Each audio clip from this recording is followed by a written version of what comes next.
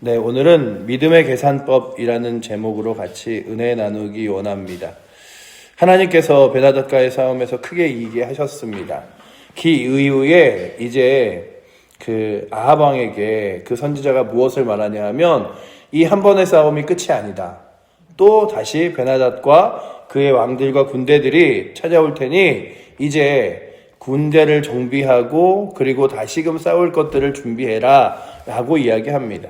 오늘 말씀과 같이 우리에게 시험은 단 한 번 내게 악한 것들이 유혹하고 나를 넘어뜨리려고 해서 내가 이기면 끝나는 것이 아니에요. 때로는 참 오늘 예배 주일 예배 가기 싫다 막 이런 마음들이 들면 그것이 한 번으로 끝나서 아니지 가서 예배 드려야지 믿음으로 지내야지 하는 마음으로 딱 이겼다고 해서 그 다음번에 그런 마음들이 내 안에 들어오지 않느냐, 그게 아니죠. 또한 세상은 우리로 하여금 끊임없이 우리를 넘어지게 하기 위하여 유혹합니다. 그러기 위해서 한번 우리가 승리한 싸움이라 할지라도 그 다음에 넘어지지 않도록 우리를 말씀과 기도로 준비하는 것이 굉장히 중요합니다.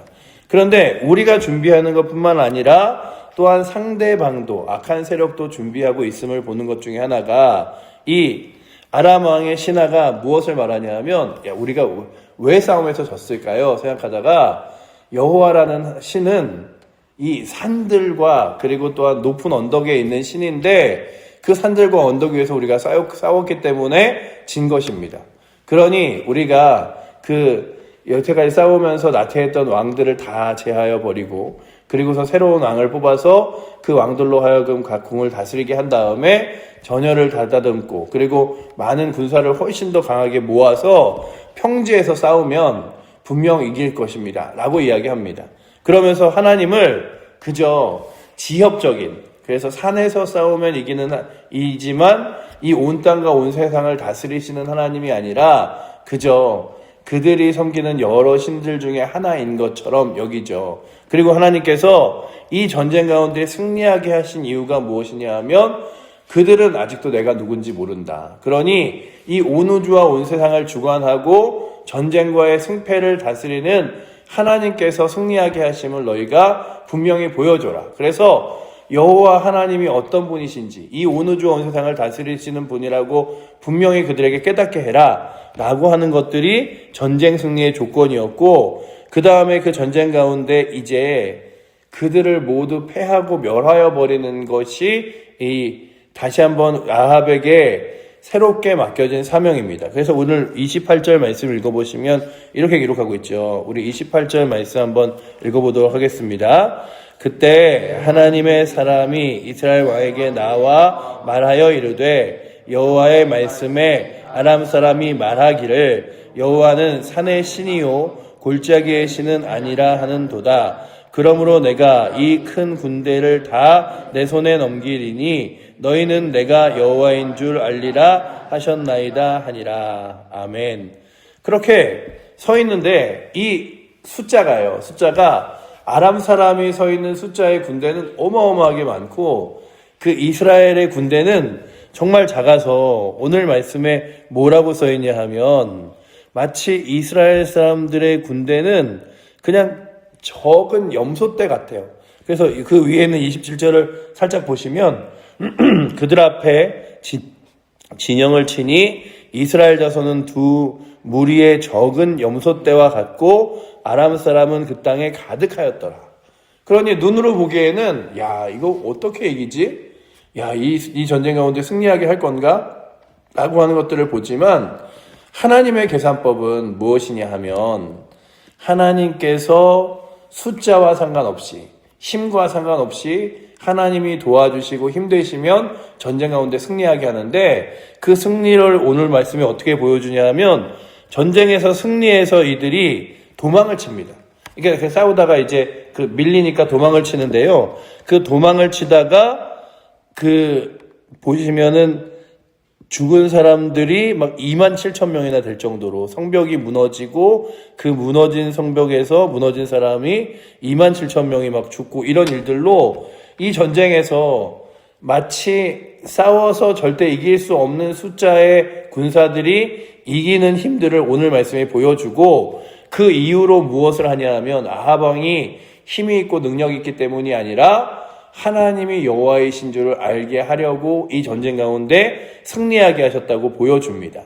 그렇고 이 전쟁 가운데 강력하게 승리해요. 그러니 1년 동안 그들은 우리가 왜 졌는지, 왜 패했는지, 그리고 그 전쟁 가운데 어떻게 이길 수 있는지를 붙잡아서 이렇게 계획했지만, 분명한 것은 이 전쟁 가운데 그들의 셈법과 그들의 생각대로 이 전쟁을 이길 수 있는 것이 아니라 하나님께서 능력 되시고 역사하셔서 전쟁 가운데 승리하게 하신다면, 오늘도 우리는 무엇을 봐야 하냐면, 그래, 내 생각에 판단하기에 요건 요렇게 하고 요건 요 정도 하면 되고 이건 이 정도 하면 되지 라고 하지만, 하나님은 우리에게 하실 때 너가 생각하기에 요렇게 하면 이기고 지는 것들로 되는 게 아니라 나를 의지하고 신뢰하는 게 힘이야. 나를 의지하고 신뢰하는 게 능력이지 세상의 방법과 셈법으로 이기고 지는 게 아니야. 이런 것들을 보여주십니다.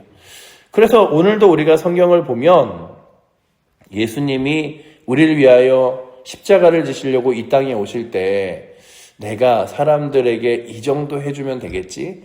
이렇게 하면 되겠지? 이게 아니라 그냥 하나님 자신의 전부를 다 내어주십니다. 그리고 그 내어주심으로 인하여 누구든지 그 독생자를 믿으면, 우리가 외우는 요한복음 3장 16절이 그거잖아요. 하나님이 세상을 이처럼 사랑하사 독생자를 주셨으니 이는 저를 믿는 자마다 누구든지 멸망하지 않고 영생을 얻게 하려 하심이라 라고 하는 거죠. 그러니 예수님의 하나님의 셈법은 그저 하나님께서 사랑하시고 그리고 베풀어 주시는 은혜로 하나님의 사람들이 승리하게 하시고 이기게 하시는데, 그런데 문제는 뭐냐 하면 이 세상은 세상의 셈법으로 싸우는 거예요.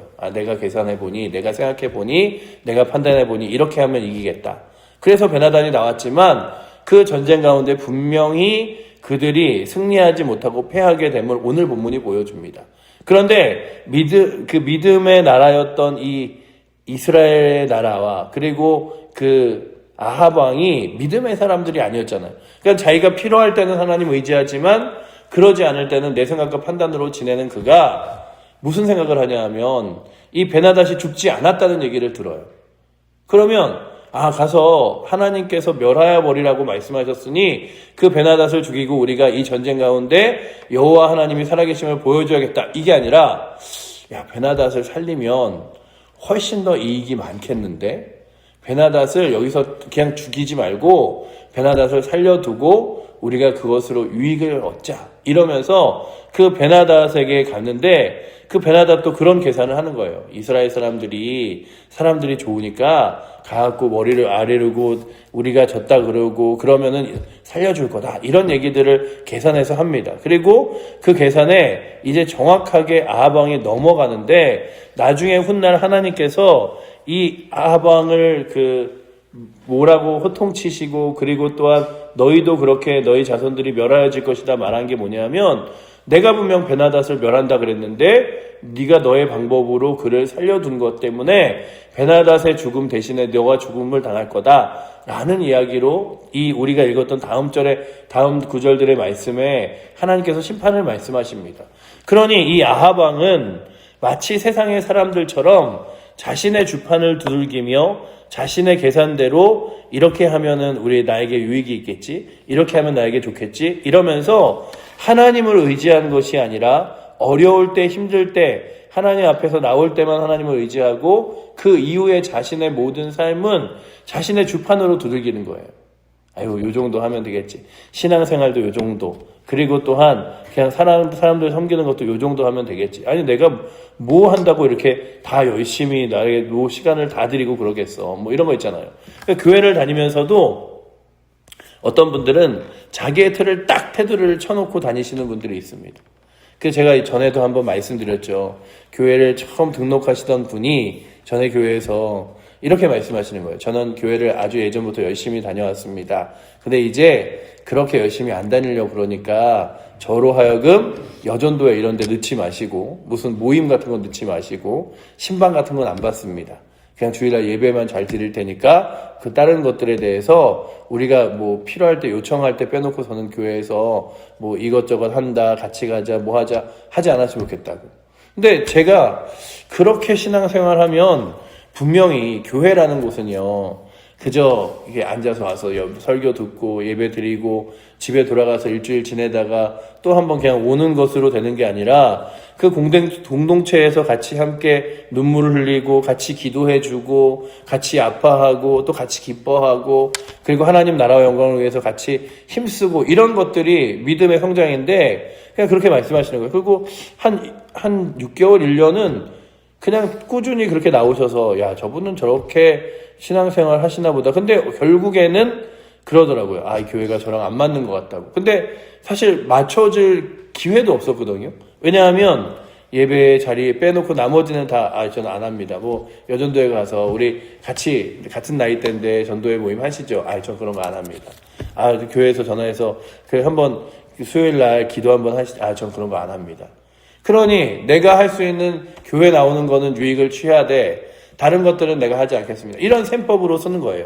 근데 오늘 우리가 성경이 보여주는 건 우리는 세상의 셈법으로 계산해서 이게 될까 안 될까? 이게 가능할까 안 가능할까? 내 주판을 두들겨보고 가능하면은 내가 헌신하고 안 될 일 같으면 안 하고 그리고 사랑해줘도 베풀어도 안 될 것 같으면 안 하고 우리가 선교지를 돕고 하는 것들이 주판을 두들기면 절대 답이 나오지 않습니다.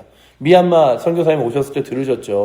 선교사님이 가서 예수님이라는 이야기만 해도 사람들이 불편해하고 다 불교도기 때문에 교회 그 센터에 한번 와서도 다시 오지 않기 때문에 지금 6년, 7년을 그 센터와 함께 있으셔도 어린아이들 지금 50명, 30명 있는 게 전부고 장년들이 없다라는 얘기 들으셨잖아요. 마치 밑빠진 독에 물붓기 같이 아프리카에 미얀마에 재정을 쏟아붓고 넣는 것 우리가 우리의 계산으로 따지면 이렇게 하는 것보다는 차라리 뭐라도 업적을 남기려면 그 돈 이렇게 모아갖고 5-60만 원이라도 해서 뭐 이렇게 아프리카나 미얀마 같은데 우물 지어주면 훨씬 우리가 생색내기 좋은 거 아닌가? 하지만 우리는 우리의 셈법이 아니라 하나님께서 또 우리가 기도함으로 하나님께서 연결하게 하신 이들로 하여금 그들이 그곳에서 잘 헌신하며 또한 주의 일들을 감당할 수 있도록 그냥 베풀어 드리는 거예요. 이렇게 드리고 그들이 또 그 일들로 인하여 또 그들을 연약한 자들을 베푸는 거죠. 저들 주머니에서 뭐가 나올까? 이게 아니라 아프리카가 얼마나 심각하냐면요. 그 아프리카의 교회를 짓는 일들을 제가 봤는데 그 성도들이 3년을 돈을 모아서 벽돌을 사고 모았대요. 근데 그 교회터에 벽돌 2줄 모은 게 이게 끝이었어요. 그러면 제가 보면서 벽돌이 문제가 아니라 선교사님은 뭘로 생활하고 그리고 또 그 사람 교회 올 때마다 그들은 교회에서 무엇인가 받아가지만 교회를 위하여 할 수 있는 일이 전혀 없어 보이는 그런 나라에서도 자신의 모든 생애와 인생을 드리며 바치는 이들이 계산하지 않겠죠. 그렇듯이 오늘 말씀에 믿음의 사람들은 계산이 아니라 하나님이 말씀하신 그 말씀을 순종하여 따라 걸어가는데 아합은 그렇지 않았어요. 그래서 아합 왕이 조금 얻은 것들이 있습니다. 34절에 보시면 베나다시 왕께 이르되 내 아버지께서 당신의 아버지에게 빼앗은 모든 성읍을 내가 돌려보내리이다. 또 내 아버지께서 사마리아에서 만든 것 같이 당신도 다메섹에서 당신을 위하여 거리를 만드소서. 아합이 이르되 내가 이 조약으로 인해 당신을 놓으리라 하고 이에 더불어 조약을 맺고 그를 놓았더라. 그러니 아합은 그 계산에서 자신이 충분히 많은 것들을 얻었다고 생각했지만 결국 하나님 말씀에 불순종했어요. 그러니 오늘도 우리가 다시금 바라보는 건 주님, 내가 하나님 말씀을 읽을 때 내 계산법으로 내 판단으로 요만큼까지는 가능해. 이건 힘들지. 이렇게 내 줄자로 항상 말씀을 대보고 그만큼 해서 절단하고 재단하는 게 아니라 하나님 말씀이라면 아멘으로 순종하며 나아갈 수 있도록 주여 이끌어 주시옵소서. 마치 자그마한 염소떼와 같은 무리들로 하여금 큰 숫자의 그 아람의 군대들을 이기게 하셨듯이 오늘도 내 생각과 계산으로 하는 것이 아니라 하나님의 능력으로 하심을 믿으며 나의 삶도 교회도 그리고 내가 믿음으로 기도할 때도 하나님 능력으로 구하며 기도하게 하시지 되는 일과 안 되는 일. 기도할 때도 그러는 거죠. 내가 기도하는데 이거는 기도해도 될 일이 아니야. 그럼 기도 그거요. 제가 그거 못하겠어요. 왜냐하면 기도해도 될 일이 아니거든요. 이게 기도한다고 계산이 나오질 않아요. 그게 아니라 계산이 아니라 하나님을 의지하고 하나님을 신뢰하며 믿음의 길을 걸어갈 수 있는 은혜가 오늘도 이 새벽에 나오신 여러분들과 저에게 있어서 마치 베나다시 그리고 아합 왕이 자신 스스로의 계산과 주판을 두들겨서 승리와 패배를 그리고 죽고 삶을 판단하는 것처럼 그들 앞에서 우리가 그렇게 판단하는 것이 아니라 우리를 위하여 십자가를 지시고 모든 것을 내어주신 주님, 그리고 선지자가 숫자와 상관없이 하나님께서 승리를 주실 것이라고 말하며 하나님의 능력을 더 온전히 의지하라고 말했던 것처럼 우리들도 믿음의 계산법으로 오늘 하루를 살아내는 은혜가, 그리고 믿음의 삶을 살아가는 은혜가 있기를 축원합니다. 기도하겠습니다. 사랑의 하나님, 감사합니다. 오늘도 저희들은 세상의 방식으로 살아가는 사람들의 역사를 봅니다. 아버지 하나님, 그리고 그 역사가 늘 옳지 않음을 봅니다.